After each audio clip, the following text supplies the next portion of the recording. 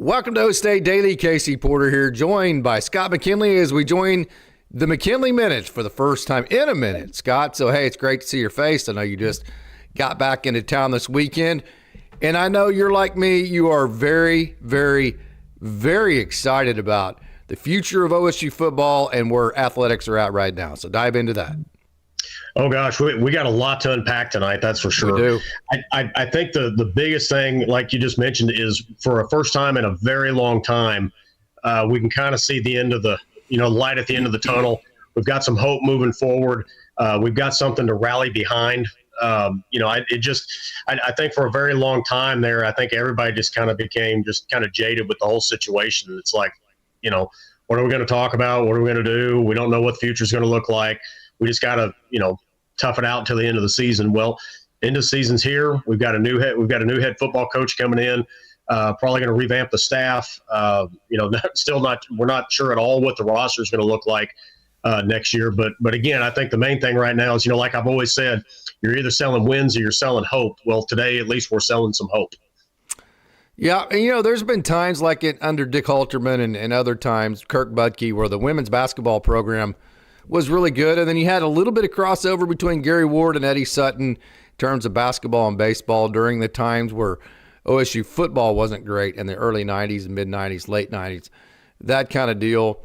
And then you had times in the 80s where the football was good and then picked back up with Les Miles.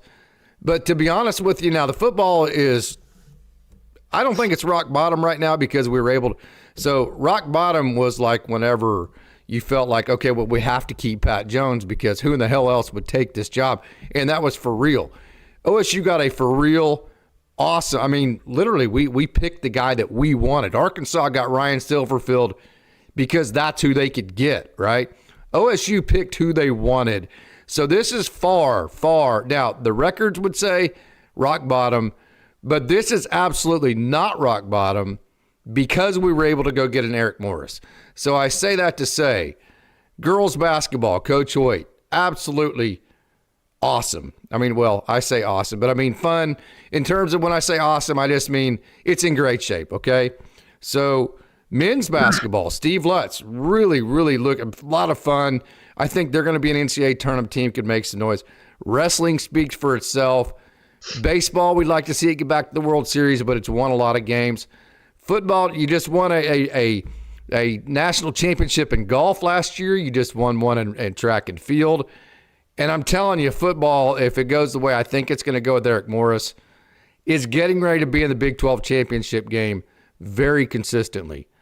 I'm not sure I've ever been overall as an athletic program more excited about OSU athletics, men's and women's, every sport across the board than I am right now. Am I too Pollyannish? No, I mean, I think there's, like you just mentioned, there's good things going on all across campus. I mean, I'm not going to lie, I'm more excited for basketball season this year than I have been a very long time. I went and watched the boys play the other night, and yeah, they're very fun to watch, very unselfish basketball. They play hard on defense, all the things that we expect out of an Oklahoma State basketball team. Watch the girls play a couple times on TV as well. They look very good. I think that they're going to compete in the Big 12. It was just kind of there's been good things happening for some time at OSU. It was just football had just been such a drain, if you will, on everybody's, not just on the record, but I kind of think on our spirits too, if I could be a little more, philosophical about the whole thing. But now I think we got a lot of really good things to look forward to with football. One of the things, like we were talking before we got on here, one of the things that I looked at is, yes, our record was terrible this year, but at the same time, the last few games, we weren't getting blown out by teams. We were in there. We were in the fight. Now, if you take that to where, okay, you have a stable situation with your head coach, you bring in a few more players, you're up your NIL dollars, those kind of things, we're going to be competitive. And I don't think it's going to take that long to get back to being competitive. Now, to temper that, am I saying that we're going to win a Big 12 title next year? No, I'm a realist. I mean, this is, we're going from one win. We'll see what happens. But do I think right now? I'll say I think we're going to make a bowl game next year. I really do. Mm-hmm. And you're very in tune with the finances at Oklahoma State. You keep me in tune with that, and you'll be my witness. There's a lot more to that we get information about that we don't share at all because it's behind the scenes and it's off the record, and we have a 100% record with the off the record type of stuff. So I say that to say you're very in tune with what Oklahoma State has financially, what they're going to spend financially.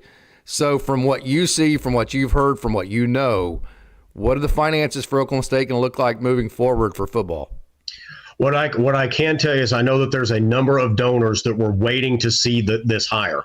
They wanted to see, who are we going to hire? Is it going to be stable? Because I think I think the donor base at Oklahoma State understands the game. They're getting it now that, okay, if we don't spend this money, you're not going to compete at a very high level. Now, does that mean that we're going to have Texas Tech kind of money? Maybe not. But at the same time, I think we are going to have the NIL dollars that are required to compete in the Big 12. We're not going to be rock bottom in the Big 12 with NIL dollars, I don't think, moving forward. Yeah. So the NIL kind of reminds me of the adage you tell your kids about working hard. Hey, working hard doesn't guarantee success, right? Just spending money in the NIL game doesn't guarantee you're going to win championships. But not working hard guarantees failure. Not spending the amount of money to get the roster you need does guarantee failure. So I think that's the thing that people that want to pay for the extra on the season tickets, the extra donors, whatever it may be, I think one thing they need to understand is just because you give money doesn't guarantee anything. But if you don't give that money, that is a guarantee that you will be in the seller. So that's kind of my message in terms of that. Having said that, I don't have very much money. I give as much as I can. I go as much as I can. I spend as much as I can. I do all that I can. So take that statement with a grain of salt, because I'm not one that gives a whole lot of money because I don't have it to give. But would I be in the right ballpark there? Yes. Yeah. And that's something I've said that for years. It's no different than the analogy I use for baseball that, if I can't guarantee that if you throw strikes, you'll win the game, but I can guarantee if you don't throw strikes, you're not going to win the game. Yeah. It's the exact same thing. And I think that's the whole key that we're looking for is, look, we're Oklahoma State. We realize we're not going to have Texas money. We're not going to have Ohio State money. We understand all that, but we have enough money to compete. And I think that's the part that, I know there's been some frustrations within the donor base that Mike Gundy and his team, they didn't allocate the funds properly, or they weren't using, they didn't adapt to the changing landscape of college football, whatever you want to say happened. But I do think that there's a significant number of donors that are ready to step up and get us into that NIL dollar range that we need to be in order to be competitive. So it's the fool me once, shame on you. Fool me twice, shame on me. So Oklahoma State's gotten fooled once. We thought, hey, we have this situation that's been achieving more with less for 20 years now. It's been a formula that's been more successful than Oklahoma State football has ever seen at a sustained level. Hey, the guy tells us this is going to continue to work. We're going to continue to do it. It did not work. So that's the fool me once, shame on you, right? Oklahoma State did not allow itself to be fooled twice. Okay, well, we saw even with the greatest coach that this school's ever had, that formula didn't work. So regardless of who it is at the top that's running it, this is how this formula has to go moving forward. Very proud of the admin at Oklahoma State, the fans for continuing to show up, having the courage to do something that I don't think Oklahoma State's ever been able to do in the past in football. And that is bet on themselves. Hey, we're not riding the coattails of OU. We're not riding the coattails of Texas like Mike Holder did, in my opinion. We have bet on ourselves here at Oklahoma State that we have enough to offer to compete with the big boys, and that's going to get us to the table. Now, will it happen? I don't know. But we're going to give our best foot forward, and I think the admin has made that very clear. Yeah. No, I think that they've made it very clear that we are fully committed to having a competitive football team. And going back to the, y'all have to excuse me, I got a cold tonight. Got it from yelling on a roller coaster up in Branson. Not the fire in the hole. They did away with the fire in the hole, man. What were they doing? Yeah, I don't know. I don't know about that, but one of the things that I think I look at with the coaching hires, you can only hire based off of what you see at the time. And I'll give you a prime example. So when USC hired Lincoln Riley, he had all the credentials you could possibly want. He'd been a head coach. He'd won title. He'd had all the success with the quarterbacks. He hasn't quite had the success, at least yet, that you would expect him to have out of USC. Now, does that mean that he's not going to go win something big next year? No. but at least to this point, he hadn't had it. But when they made the hire, everything about him was exactly what you wanted in a coach. I think Morris is the exact same thing. He's got everything that we're looking for in a head coach. And in this moment, I think it's a fantastic hire, and I really do think it's going to energize the fan base. I do. Hey, before we go on, I want to congratulate you for your white hat assignment this year. I know you've been an official. You retired from baseball, damn it, because we need baseball umpires, man. I understand. It's like 42 degrees, and it's the JV game, and a coach is wanting to change a pitcher in the middle of the inning. I get it. I understand totally why nobody wants to officiate high school baseball. I've been there way too many times. But congratulations on your white hat gig. I know you got some playoff games. So fill us in a little bit on that, man. That's a big deal. Yeah. So no, I was real proud of my crew. Everybody give their names, all their names. All right. So we got Clifford Richardson, we got Ryan Carter, we got Jarrett Hartwick, and we got Darren Carpenter. Nice. And I was real proud of those guys. All those guys had officiated before. Nobody was a new guy. But this is the first time that we had gotten together as a crew, form with me as white hats. I've done it for 19 years now. So, I was real proud of our crew. We did great on the crew test. I'm gonna have to go get some water here in a minute. But no, we ended up getting a 5A playoff game, which we were really thrilled with at the end of the season. And it's really fun when you see something come together organically like that. Yes. And just to see guys that work hard at it have success. It's one of those things that I actually, because for me, I've called every level, all the way from Class C ball all the way up to I've had jinx and broken arrow before. I just like being out there on a ball field. That's kind of the way I am. But it was really nice to see the guys get a lot of success. Yeah. So do you have your house built and all that going good? I know for people that don't know, Scott's house burned down last spring in those fires. So everything going good there? Yeah. As of today, we got a roof on the new house. So nice. So framing's going up. Everything's looking good. So okay, very fantastic. Let me go get a water real quick. No problem. So what we're going to do, you see an empty screen there. I'm not going to flip it over. I could, but this isn't going to take long enough to flip it over. So Scott's going to get a drink of water. We are getting ready to transition to talk about basketball. We had a big, long conversation the other night. Scott Swiden joined in. That was a super amount of fun. We have not talked about the girls team. I want to talk more about the girls team tonight. They had a huge win yesterday in the Cayman Islands against Miami. So we're going to talk all about that. But before we do, we're going to talk all about the winter sports, wrestling, and all of that. So Scott, your impressions of the men's basketball team, the women's basketball team, the wrestling team, anywhere you want to go there. Let's dive into the winter sports.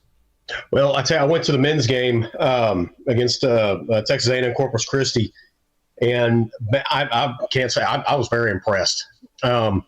Number one, they play hard on defense. I think that's something that, as Oklahoma State fans, we like seeing. Really, we want to see our team play hard on defense. The other thing that also really impressed me with this group is they're very unselfish with the basketball and offense. Yeah. And that's something that I don't know. I feel like in the last number of years, it's been basically, okay, we got one guy that's the shooter. We try to run everything. All the offense has to go through him. If he's having an off night, well, we lose, and that's just not a good formula over time. I mean, you can pull off some upsets every now and then, but over time, that's not a good strategy. This team shares the basketball. The other thing I also like about it is we're not living and dying by the three-pointer. Now, this team can shoot threes. I mean, make no mistake, you get some guys open. But at the same time, we're not living and dying by it. We can get some. We have an inside presence this year as well. So and we use it. We actually try to use the inside presence. Yes. Yeah. So no, I've got nothing but good things to say about the basketball program. As we know, I mean, it's a long season in basketball. There's going to be highs. There's going to be lows. Basketball's a game of runs. Within the game and throughout the season. But at this point, the team has they've taken care of business. I really think this team's going to do some damage in the Big 12, and I'm with you. I could see this team getting into the NCAA tournament. I really could. Oh, yeah, absolutely. And then you got Jalen Montanati and that great recruiting class coming in. And that's kind of a bridge to – Parsifal reminds me of kind of a Brian Montanati type of guy, a guy that can come out on the court and run that pick and roll, pick and pop, a guy that can stay patient in low blocks if you just want to single him up and let him go score. He can get some putbacks and really just a really high basketball IQ, maybe like a Brett Robish, a really good version of a Brett Robish, that type of big man. So I love the fact that not only does Oklahoma State, Matt Mandzukic, I think has some talent as far as a big man. I think Vukovic has a good career ahead of him. But I like the fact that Parsifal has big-time experience in Iran on the Iranian junior national team, and then also several years in college, most recently at Oregon State, Southern Utah before that.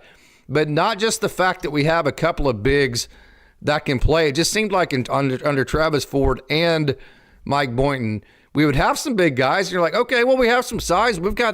But then you would never use them, right? It was like they might as well not even be on the court because we don't ever throw in the ball. We don't play inside out. We don't feed the ball. It just feels like we are using our low post guys in the offense more than we ever have. And I think that's part of the reason why we're shooting the three so much. We're playing inside out. Yeah.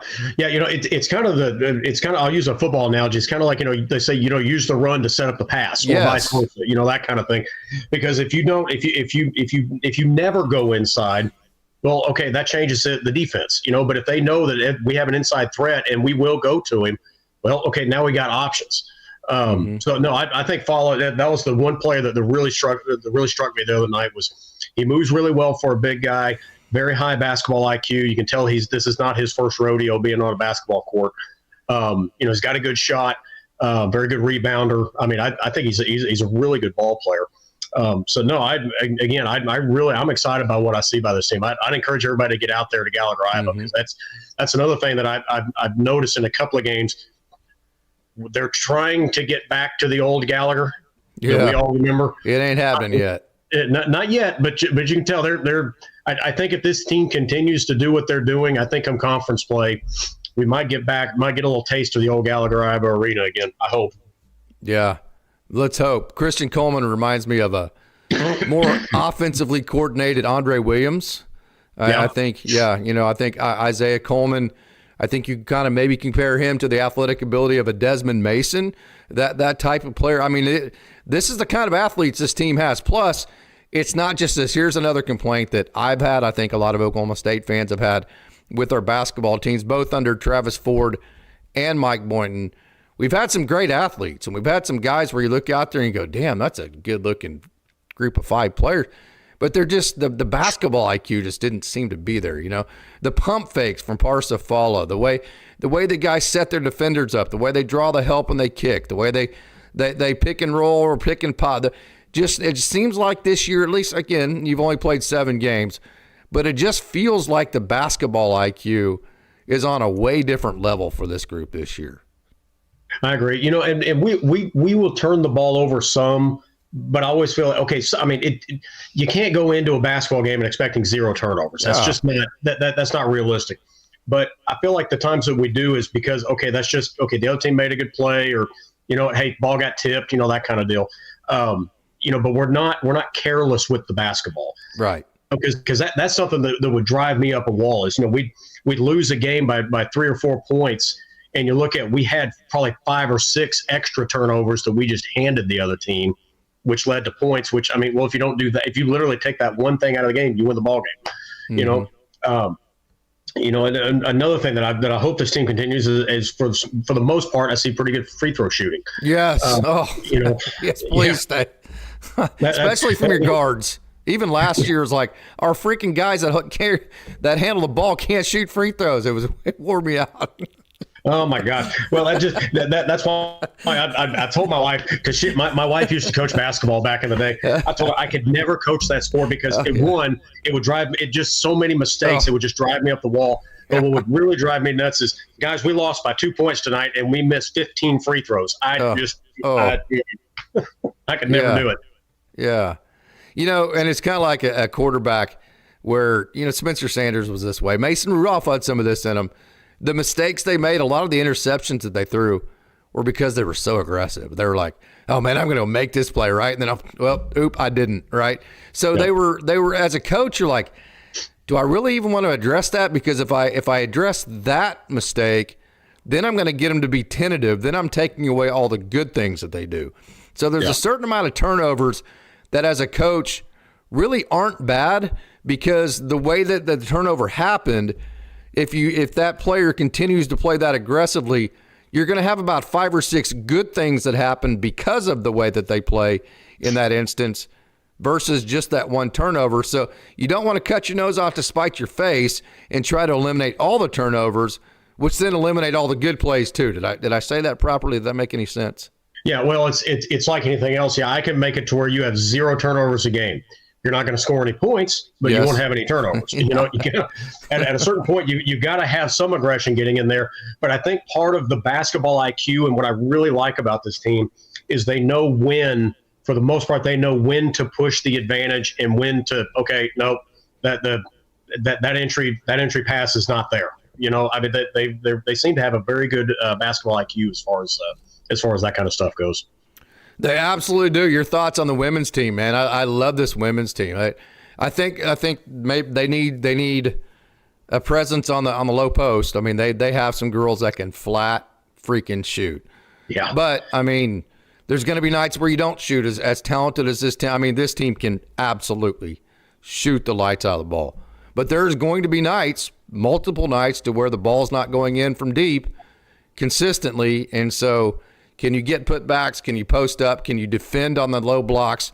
That kind of thing. I think that's probably the biggest question for me. Having said that, you could put my knowledge of the game of basketball probably in a thimble. So go ahead and analyze that, Scott. Yeah, I think you're right. That it's the old saying, you live by the 3, you die by the 3. But like I said, this team can really shoot the 3 ball. But which the good thing about that is when you think about when you get into NCAA tournament time, well, it's a lot like baseball we talk about in the spring. It's about getting hot at the right time. Well, you think about it, if you got a team that can flat out light it up from 3, if you're up against if you may have a mismatch in talent in the NCAA tournament, but you may end up winning the game because your 3-point shooters are shooting very well. Yeah. But now at the same time, you can also have some nights like they had at St. John's the other night where we weren't shooting it very well. Things just weren't going our way. Okay, we took a loss at a place we shouldn't have. But again, I think that's an aberration. That's not the trend. I really think that this team has a lot of talent. Again, I think that low post is probably the one area that, okay, we'll see how this develops. But well, I tell you what, if you're wanting to go see some exciting basketball, but I'd tell you both our men's and our women's teams this year. You're going to see some offense. You're going to see some fireworks. And they both play this week, one on Tuesday and one on Wednesday. So let me ask you this, and I Tina Magassa and Praise Evgaregba, I have a hard time saying that, were very good last year. Evgaregba is back this year. I butchered that completely. I'm so sorry. But okay, so she's got soft hands. She's got the length. She's got all the skills. What's going on with her? I think this is a team that really needs her to be that presence on the low block. So let's have a tough conversation here. What do you think? Why do you think Evgaregba is not having the impact that I think she should have to this point? I think one thing that has happened is for the most part, we've been athletically superior to pretty much everything that we've played, and it's one of those things where it's like, okay, we can either get in that particular case, I think a lot of times, okay, we can get it into Evgaregba and and develop the play that way, or well, we've already got Staley Hurd open for a 3, let's just shoot it. I really think that there's some of that's been going on. But at the same time, I think that they're also still they're still messing around with lineups, who's playing with matchups, who's playing with who. I think some of she's just trying to find her footing. I really think that she's going to be just fine moving forward. I think we just kind of had I think there's been a combination of things going in. Second year, Teams do have better tape on her. That does happen. But overall, I mean, I think she's going to be just fine. But at this point, it's one of those things where we've had so many open looks from three that, and we got a team that can shoot them. Well, shoot it, But to our point earlier, like we talked, at some point you've got to have that inside presence. That you can't. You can win some games, but you're not going to win championship. You're not going to advance real far in postseason play if you don't develop an inside game. And I know Coach Hoyt knows that. I mean, I'm not saying anything that anybody doesn't know. But that would be what I would look for moving forward is we need to have more of an inside presence. Haven't seen a whole lot of her, but OkState.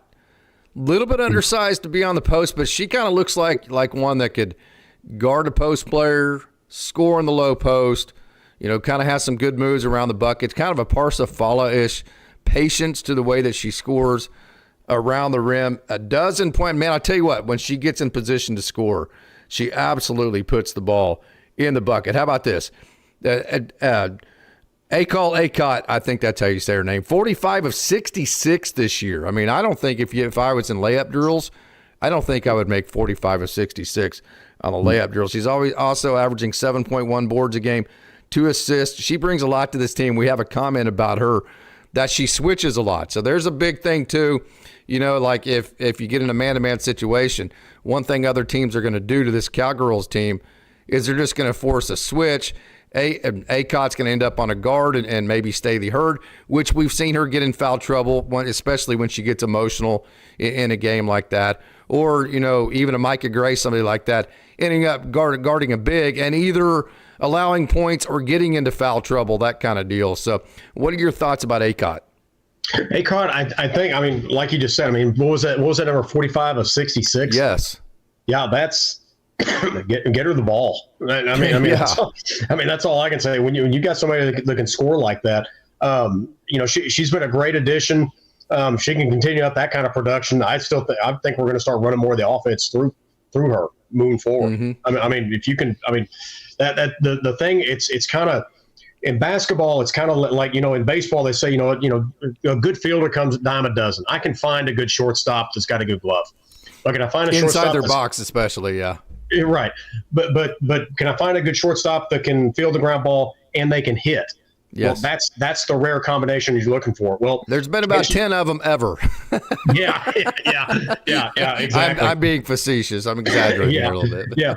But no, I mean that's what I say with her. I mean, that's the thing is not only she's doing a great job on getting rebounds, assists, all the intangibles that you look for in a game that out of your big, because your big may not be it's probably not going to be your top scorer. That's probably going to be a forward, maybe a guard, if they have a good game from three or something like that. Is she truly a big though at 6 foot, 6'1"? Well, she's taller than I am. Or is she kind of a combo? She's taller than I am, so does that count? Right. Everybody's taller than I am, so there you go. Yeah. But no, I'd say she's more of I'd say definitely more of a power forward. Yeah. Can guard a five if needed.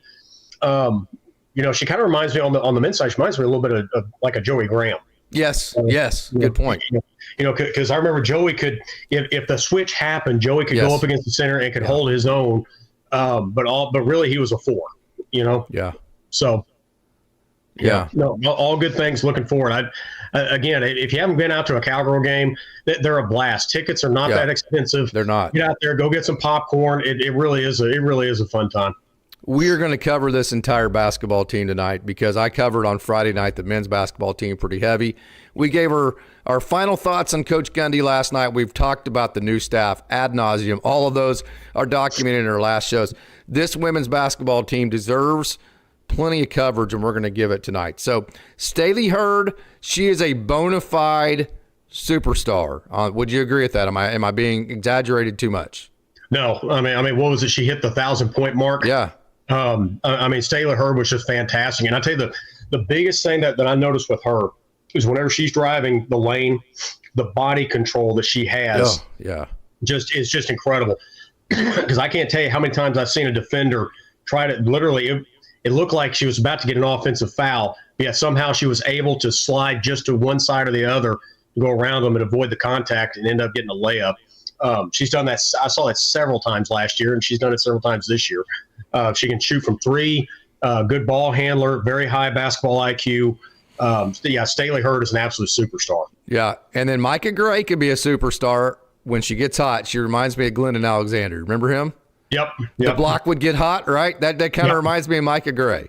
Yeah, Micah Gray is another one. And that's another thing to talk about this whole team is this team has some experience too. And something else that in the transfer portal world, there's not a whole lot of times where you have that kind of cohesion year after year after year. So a lot of these, we do have some new players coming in. But at the same time, I feel like this team has played for the most part. The pieces were there last year. They've only gotten better. Again, this team, I really look forward to see what this team can do going forward. And we're going to have a big test because I think we're playing OU coming up here pretty quick, aren't we? Yep, a doubleheader.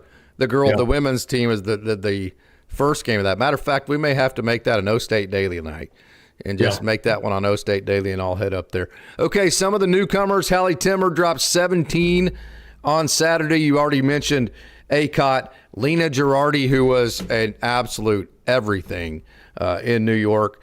Jaden Wooden, we'll get to her in a minute. She's not a newcomer, but she's absolutely awesome. We talked about Acott. We've talked about Hurd.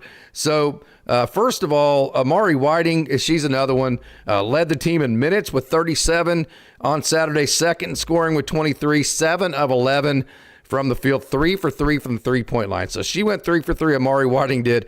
Hallie Timmer went 2 for 2. So between those two newcomers, you're talking 5 for, let's see, that would be 2 for 2. So that's 5 for, what is that, 5 for 6? Yeah, from the three-point line. That's pretty darn good, though. So Whiting is the junior from Burley, Idaho. Kind of a cool story because she played for her mom in high school, and she was the Idaho Player of the Year, 4A Player of the Year twice. She was the overall Player of the Year once. And then her dad played professionally. So she played for her mom in high school, won state championships, won Player of the Year as she was playing for her mom. Dad was also a professional, Idaho Player of the Year 2022, shooting over 50% from the floor, exactly 50% from three-point range. She's 13 for 26 from three on the year, averages 5 rebounds, almost 4 assists, and that's just in 27 minutes. Amari Whiting is a hell of a transfer. Yeah.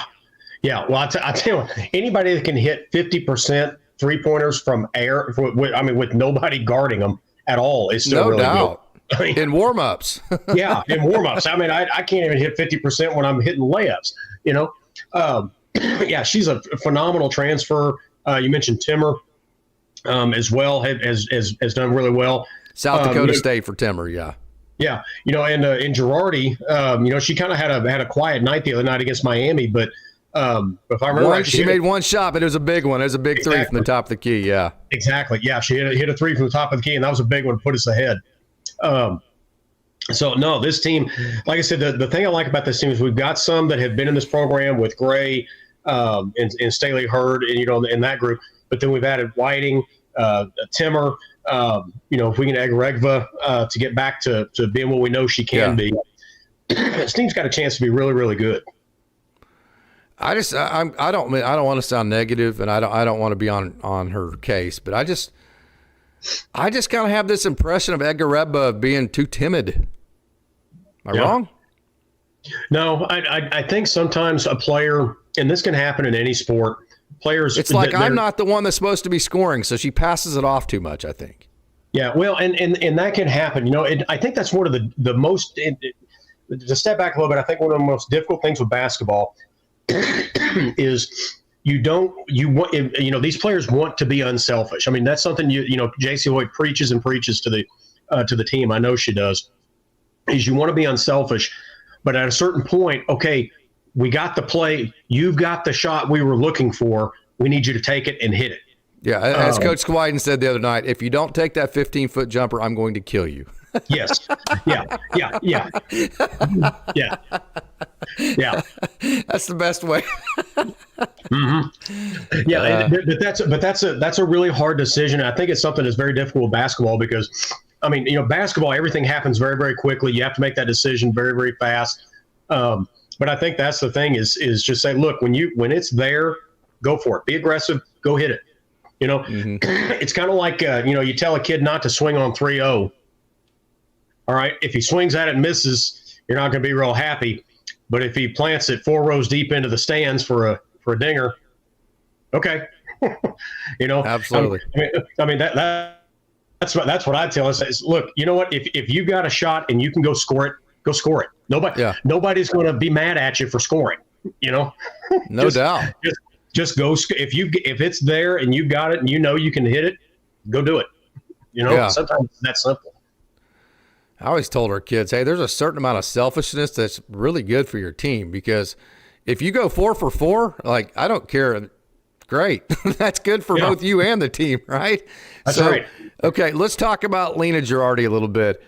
This is a big-time recruit, okay? And you can tell I'm excited tonight. I'm in a good mood. I'm in a very positive mood, upbeat for OSU. This winter is just going to be absolutely awesome. Then spring is obviously all of our favorite times of the year. But Girardi, freshman from Purchase, New York.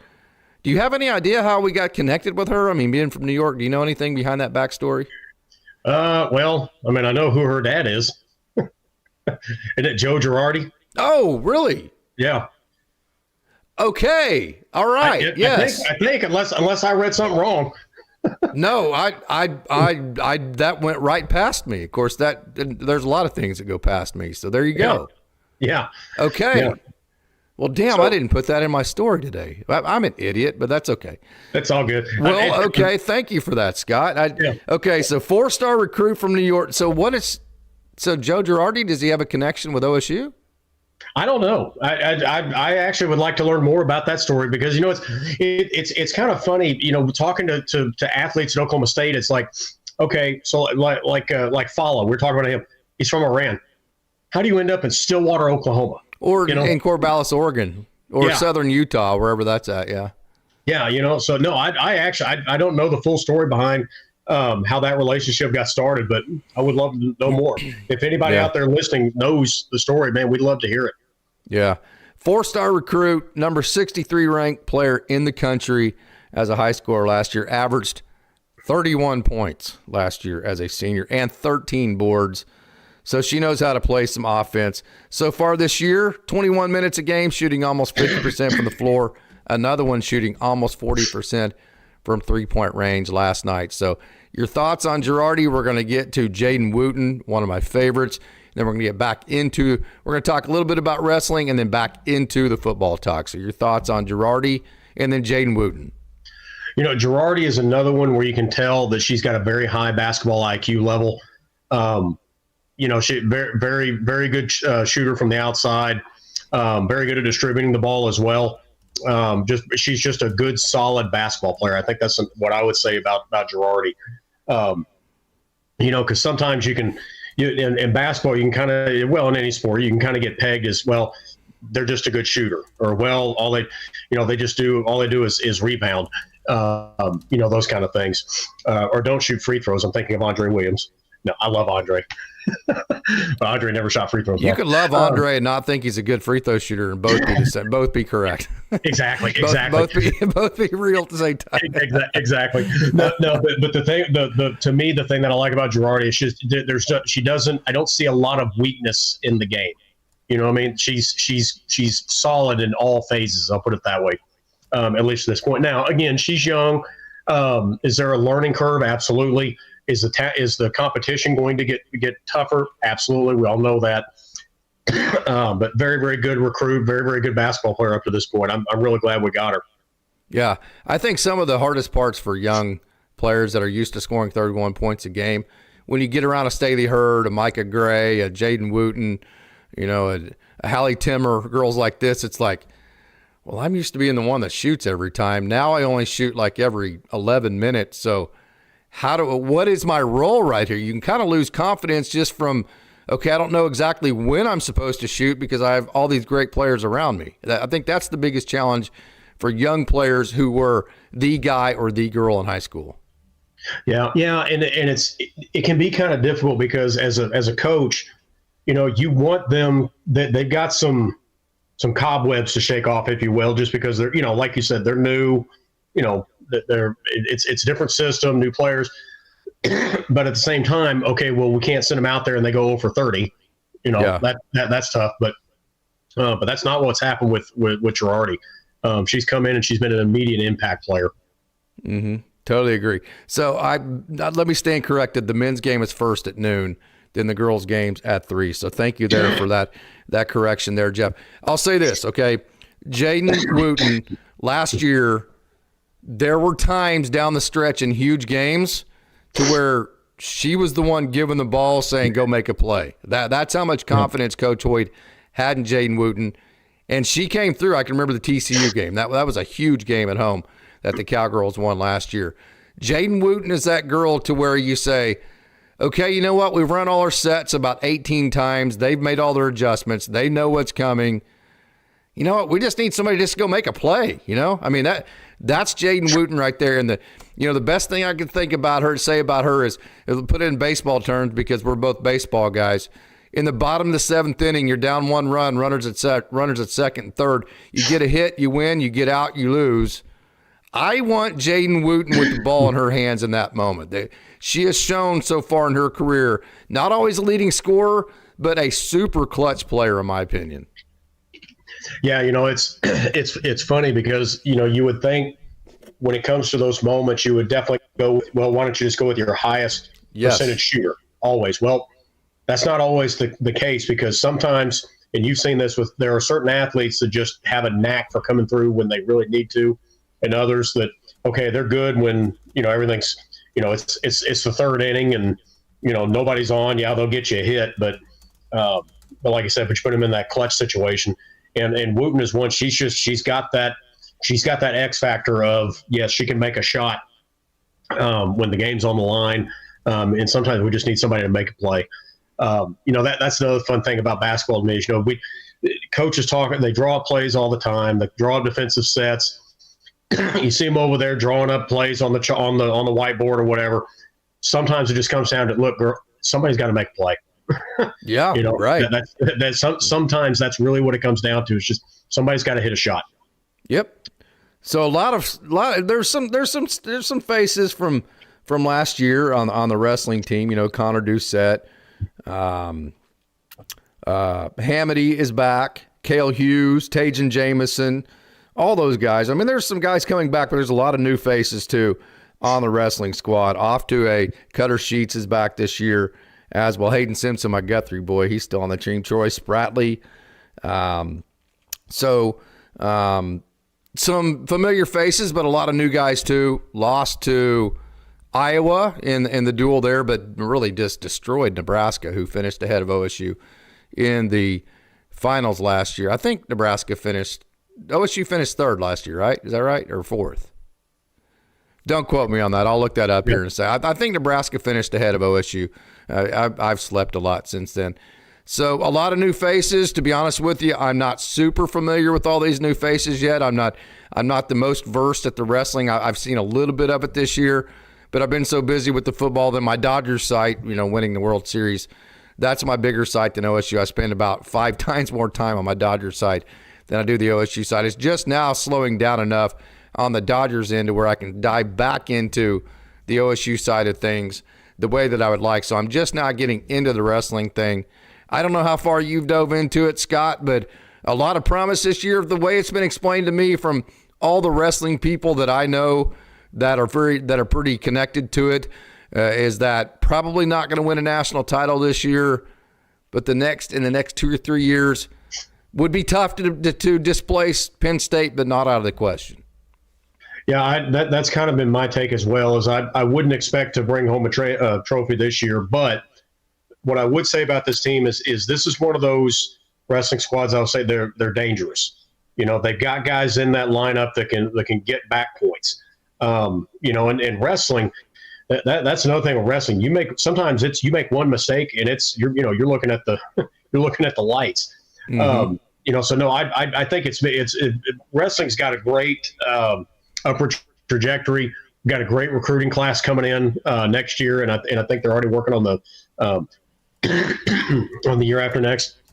And so, no, I think that this team is going to be scrappy. I would expect them to win the Big 12. I mean, that would I would expect that. But I think this team's also got a lot of room for good improvement too. We haven't wrestled bad. I don't feel like, at least from everybody that I've talked to, but is there room that they feel like that this team hasn't hit their ceiling yet either. They feel like that they've got some good room to grow. Yeah, so. I'm actually, Josh is saying in here, I actually made a mistake there. Ham, that goes to show you. I'm going to be very transparent. I have not followed the wrestling much at all. I've seen bits and pieces of it. I got into it pretty heavy last year, so I'm just going to say it up front. We're going to cover it, and I've actually asked Josh on here if you mind hopping on audio only. It would be audio only, and maybe talking a little bit about the wrestling here. No worries if you'd rather not. I'm going to type that too, so give me just a second, because Josh would know a lot more about the wrestling than I would, and eventually I'm going to have Rex on and talk about it. So no worries if you'd rather not there. But if you want, click that link, Josh. Come on in. We can spend about 5 or 6 minutes. You can go over the wrestling.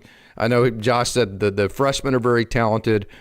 Some of the upperclassmen are struggling, and that Hamady actually graduated. So there's my first mistake. And before I make myself look like an even bigger dumbass, which I've done a really good job of tonight, not knowing that Lena Girardi was Joe Girardi's daughter, and then really not being, not being aficionado on the wrestling side. I'm just going to leave it with that. So if Josh wants to hop on in, click that link.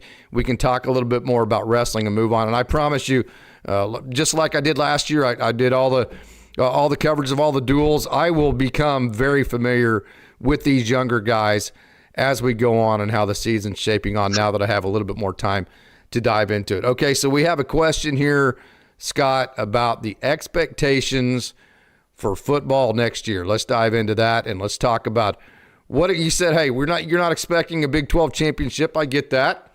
You mentioned that you're expecting a bowl. Okay, that's kind of what the results aspect of it. But from the process aspect of it, what do you expect to see from a game-to-game basis from an OSU fan, maybe that you're excited about? I think one, the biggest thing that I'm really going to be looking for is how well do we utilize the transfer portal coming up in January. I think that's going to tell a lot. We're going to know a lot more after that transfer portal window, just because Coach is kind of he's on a shortened time frame, and it is kind of this is a really weird situation where we know he's coming, but yet he's still coaching his team in North Texas. From what I'm hearing is that he's already recruiting for Oklahoma State, which that's good. We really needed that because I think that's going to be that transfer portal. I think is going to be vital. Going into next year. As far as the record goes, I mean, guys, look, we'll go ahead and say we're probably going to win more than one game next year. Now, are we going to win 10, 11? Probably not. It's going to be somewhere between those two things. And again, that's a wide, that's a wide deal where. Well, let's go through it. But I think from a game-to-game standpoint, what I think you're going to see, and in case you and I have talked about this numerous times over the years, Oklahoma State needs to get back to, if nothing else, being a fun brand of football to watch. Absolutely. And I think with Coach Morris, that's going to be. I even saw somebody post, fireworks are coming back to Boone Pickens Stadium, and I think that's what we need. Again, I don't want to say the defense isn't important. Everybody knows defenses are important, but at the same time, if you want to get eyeballs, if you want to wow recruits, if you want to get media attention, go have a good offense because people love it when you light up that scoreboard. And I really think that we're going to start seeing that with Coach Morris. Another thing I'd say with him, he's kind of known as a quarterback guru. Even Mike Gundy said that for a number of years, and he's right that if you don't have good quarterback play, it really makes it hard to be successful in this league. So, I think from a game-to-game standpoint, I think that's going to be a key thing there. I think we're going to start seeing a little bit. We're going to get back to a little bit of the formula that built the program over the last 20 years. We're going to start seeing more fireworks on offense. And I think the other thing that right now this program we've kind of been rudderless for a while. We just need to stabilize the ship. It's not, it isn't, I'm not expecting Morris to come in and be a miracle worker. And I think that's I'm sure your other guests have talked about this as well, but I think that we, as a fan base, we need to collectively understand this, that we can't say that, okay, well, if he goes 4-7 next year, oh, it was a terrible hire. Doesn't quite work like that. I looked at his previous jobs. He did a great job at Incarnate Word, and he's done a great job in North Texas, but he didn't do that in his first year. The first year at both of those places, they were very, very average, very, very mediocre.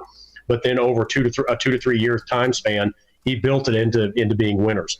That's really what we want. Of course, we'd love to win a Big 12 title next year. We all would love that. But I think we also have to understand where we're starting from and where we're trying to get, and understand that my opinion, I don't think we're going to be able to get there in one transfer portal window with a shortened time frame. He's got to put all his staff together. That's another thing we don't know is who's he bringing from his staff in North Texas? Is anybody from the current Oklahoma State staff going to stay? Haven't really heard a whole lot of things on that.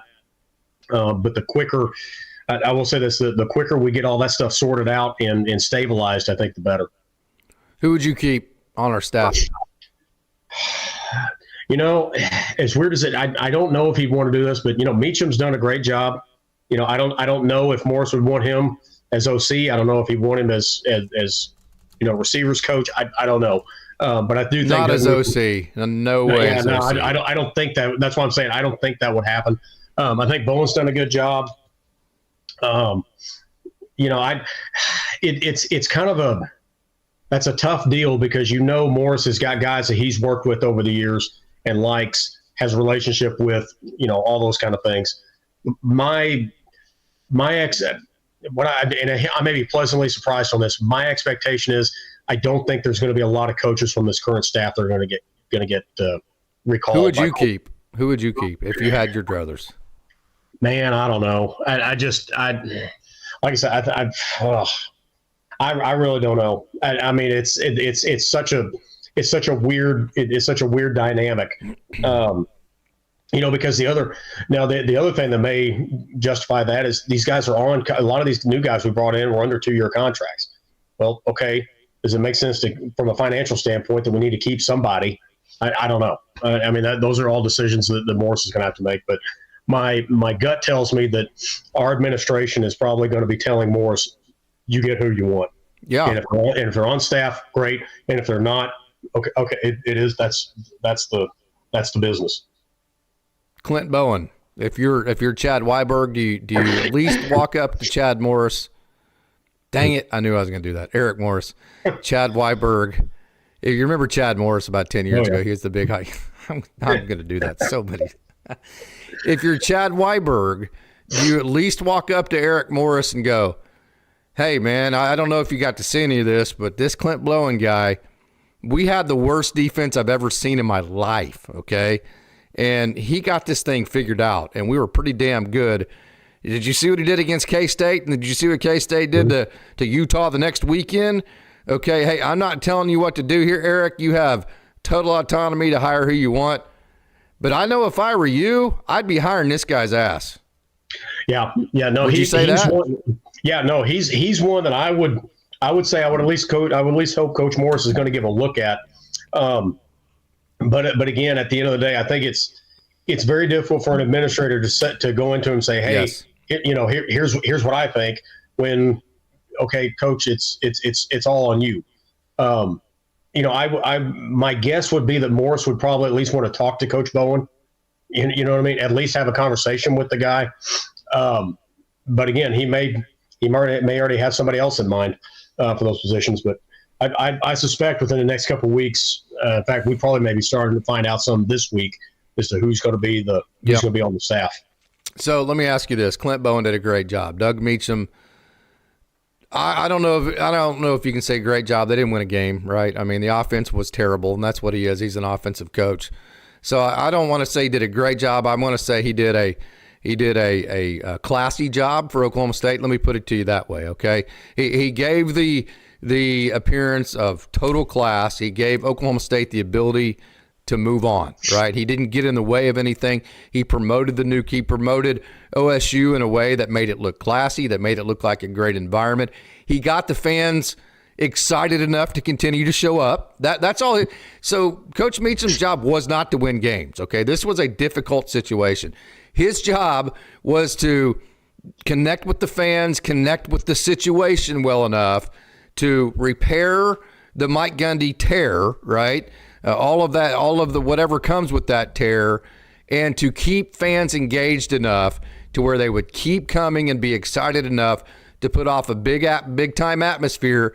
So when these other coaches are looking at Oklahoma State, they look and they go, that team absolutely sucks. They have absolutely nothing to offer. And look at that crowd. I mean, damn, can you imagine if they were winning? And then especially if you're Eric Morris and you've been there when they've won games. So that's what Doug Meacham did for Oklahoma State. So for that, we are forever indebted to Doug Meacham. Did it come out in wins? Was it actually good offense? No. But that part of it was very successful. Clint Bowen was very successful. So you maybe you don't have the conversation with Eric Morris about any of the coaches. You do give it complete autonomy. Then if he doesn't choose Doug Meacham or Clint Bowen, do you say, okay, well then we're just going to kind of make up some positions here in this program here. We're going to call it the in charge of this so-and-so analyst. Do you do that if you're Doug Meacham? Or do you do that if you're Chad Weiberger, or is that encroaching too much on Eric Morris? I think it'd be one of those things where if I was in Weiberg's shoes, I would just say, look, Eric, here's the deal. It's your call 100%. These are the guys that I would say that did a good job for us this year. Saying if you watch any tape, can you in my opinion, you ought to at least talk to them. Mm-hmm. And literally that's all I think that you can.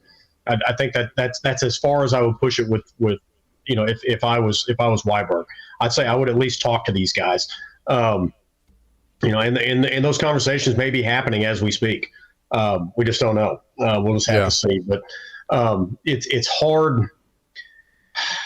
I think the other thing that is working against the guys that are on the current staff is, one, we had a massive staff turnover last year. Remember, Gundy fired Dunn, he fired Nardo. We bring in these other guys. And it got worse. And it got worse. Not really. The defense got better. Yeah, so it's not one of those things where these guys have been around for 10, 15 years. They can really help you navigate the donors. They can help you navigate how things are done at Oklahoma State, all that stuff. Mm-hmm. So it really just comes down to, are they the X's and O's fit? Are they good recruiters? All those other things. And and at the end of the day, the head coach is going to go with guys he trusts. Mm-hmm. And who he thinks is going to do the best job. And if they have to. Yeah, and if I'm Morris, if it's a guy that's on staff, great. If we have to completely revamp and nobody on the staff is coming back, okay, so be it as well. But if I'm the head coach, I'm going to look at every possible person that I can to make sure I'm finding the right guy. Yeah, so we have a question here from Eric Jones. Curious, Casey, what did you mean about Holder riding the Texas coattails? So you mentioned the donors, right? So one of the jobs of an athletic director is to kind of massage the donors, to keep them happy, to keep them informed. A lot of times when you're a donor, you don't even necessarily want your way. You just want a pipeline of information, right? You just want to be kept in the loop. So because the donors are the ones that keep your program rolling. So at the time that Mike Holder was trying to help build Oklahoma State football, we needed a lot of money. We needed money to maintain Boone Pickens Stadium. We needed money to build Boone Pickens Stadium. We needed money to help with facilities, the indoor facility, all this kind of stuff, okay? So whether you like it or not, the University of Texas was the draw for the Big 12. And the better bid that the University of Texas was, the more appealing they were to ESPN and to all the media partners, the more money Oklahoma State made. So that and the more money Oklahoma State made, the better it was for Mike Holder to really build this program into building, sky boxes and luxurious type things that people that we see now are really enjoying. So the University of Texas, whether you like them or not, and they did destroy the Big 12, and now they're bitching about all the things that they did that destroyed the Big 12, which is quite ironic, and it's kind of funny. But I will say this, whether you like it or not, it is a fact the University of Texas greatly helped Oklahoma State raise a lot of money while we were in the same conference. And because of that, I'll promise you, if you put a true serum in Mike Holder, he's very thankful for the University of Texas for that, although they destroyed the conference and kind of left Oklahoma State out in the wilderness. Did I explain that properly? Yeah. Well, I mean, Texas is just such they have got so much money down there. Yes. I watched the A&M Texas game. My dad went to A&M, and so I got, A&M's like my side team. You know what I mean? I'm a Cowboy for sure, but if they're not playing OSU, I go for A&M. Because you hate Texas, or because you like A&M? Just because I like A&M. Okay. I'm originally from College Station. Okay. Nice. Yeah. Nice. So I got, my grandparents are buried down there. I got connections. But no, that's the thing with Texas and OU and A&M to a standpoint. When you go back to the original Big 12, that was the money. I mean, yes. That's where the money was at. And one of the things that I think to kind of bring us full circle that you talked about at the beginning of this was, OSU's now betting on themselves. And, when Texas and OU left, okay, well, now the Big 12 is going to kind of every institution in the Big 12 is going to have to, they're all good. We're all going to have to step up if we want to continue to raise the level. And I think that's kind of where we're at. Now, do I think that I think it's possible for the Big 12 to get up there with the big boys, but again, it comes down to money. There's going to have to be massive financial, donations, contributions in order to get up to that level. Because man, I'm telling you, when I look at the revenues of A&M, Texas, Ohio State, Bama, OU, I mean, it's just we're talking. I mean, we're talking $200-something million plus. In fact, I think even Texas may be getting close to 300 at this point. With all the TV rights deals and everything. So, really, that's what it comes down to. It's just we've got to find a way. It's all about fundraising. And that's another thing I'd say. With Coach Morris coming in, I have no doubt he knows X's and O's. He wouldn't have gotten to this point if he didn't. He knows how to win football games. He's done that at multiple schools. At multiple levels. I have no doubt that he can do all that stuff. But if we don't give him the resources needed to go get the players in order to do that, it's all going to be for naught. So I think that's the biggest thing I'd say is we really need donors, fans, everybody. Every little bit of helps. Go support the teams, and not just football. Guys, you can go to a women's basketball game for $10. Now, is that going to be $200 million? No, but it's another $10, and you had a good time. Go. If that's what you can do, then do it. Everybody does their part, it makes everything that much easier. Exactly. So if that's what you can do, go do it. So I really think this is a time we need the entire university kind of. We need to kind of join hands a little bit and let's go support our new coach and our new football program. Yeah, and another kind of to finish the Texas conversation.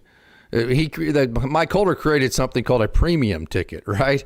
Mm-hmm. And so just by having the University of Texas on your schedule, that allowed Mike Holder to, you used the term earlier, organically make prices more expensive than they should be because you have a premium game on your schedule. Yep. One of the problems you have with no OU and no Texas is, okay, how do I charge these premium prices like I have in the past when the best home game is Baylor, right? It's not Texas. It's not OU. It's not Texas A&M or somebody like that. So now how do I say, here is my premium pricing package, but I'm not giving premium home games against premium type brands? And then also some of the highest rated viewing games, like the biggest problem Oklahoma State has right now. Like 3-4 years ago, it was Oklahoma State had TV ratings that were off the roof. Well, a lot of that was because they were having big time games with OU, so they're very visible, and big time games with Texas, so they're very visible. Then also because they're in the Big 12 championship. Oklahoma State's TV ratings and the Big 12 all in all, the TV ratings have gone right there because, first of all, OSU has been terrible, but also just because the Big 12 doesn't have the draw that it did a while back. So that just kind of finished up. That kind of puts a button on my conversation there about the Cotel comment, about Mike Holder. Anything there that you think I'm off on? No. I mean, again, we may not like it, but it's the truth. Yes. It's just that those games provided that premium game. It's the marquee. It gets eyeballs. And that I've thought about this from a competitive standpoint, just pure, forget money, forget everything else. It does not behoove a school like Oklahoma State to go play a tough non-conference. It just doesn't.